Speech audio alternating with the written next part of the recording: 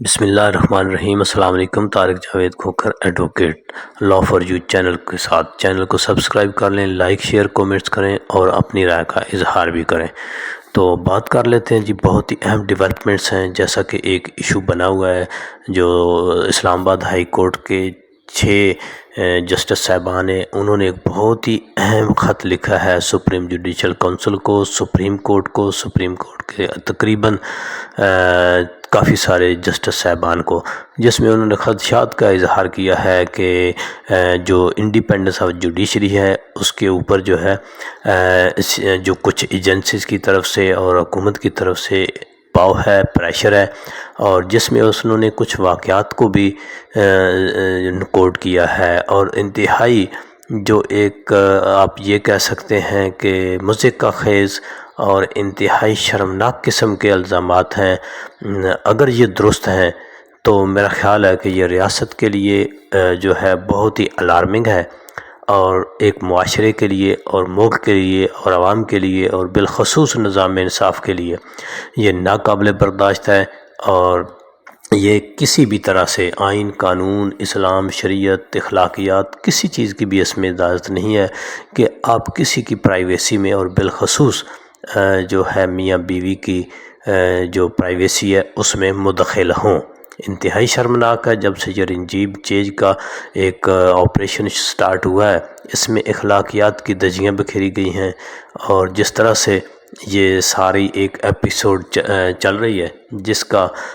ابھی تک جو ہے وہ اختتام نہیں ہوا، بلکہ وہ اپنی قوت کے ساتھ، اپنی تمام تر توانائیوں کے ساتھ جاری ہے، اور یہ ایک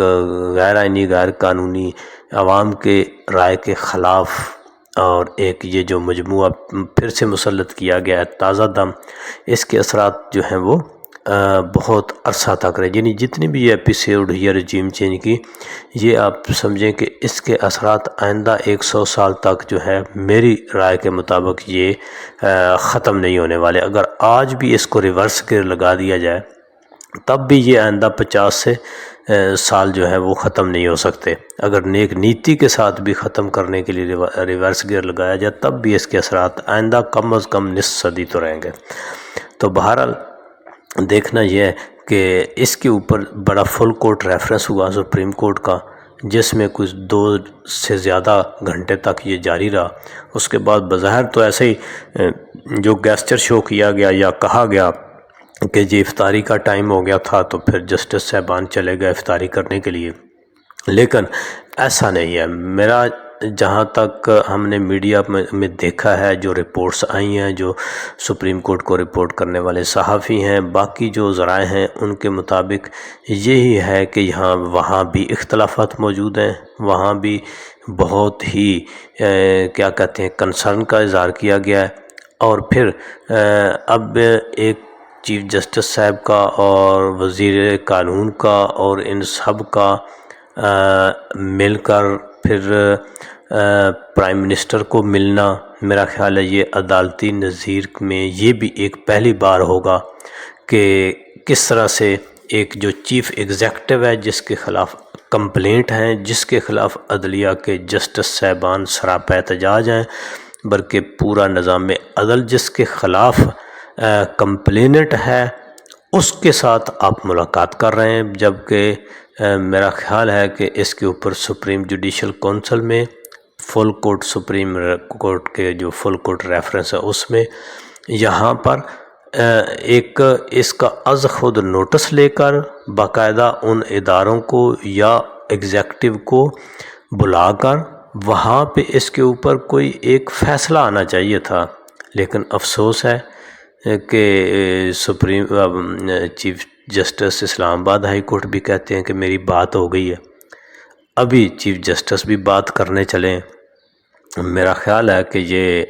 بھی ایک نئی مثالیں موجودہ جو عدلیہ ہے وہ قائم کر رہی ہے، تو میرا خیال ہے کہ ان کو اس کے بھی کوئی ایسے فروٹفل آئینی، قانونی، اصولی جو ہے نا وہ نہیں نکلیں گے۔ یہ تو پھر فیسیلیٹیشن ہوئی، پنچایتی کوئی نظام ہوا جس کے تحت آپ جو ہے اب معاملہ یہ ہے کہ یہ تمام کردار جو ہیں وہ ایک غیر آئینی، غیر قانونی اور غیر عوامی، غیر مقبول حکومت کو مسلط کر چکے ہیں، یہ سہولت کاری کر چکے ہیں۔ اب یہ ہیلے بہانے کر کے، کہیں ترلا منت کر کے، کہیں اس کو دھونس دھاندلی کر کے، تو یہ اس کو چاہتے ہیں کہ جی ایک یہ جو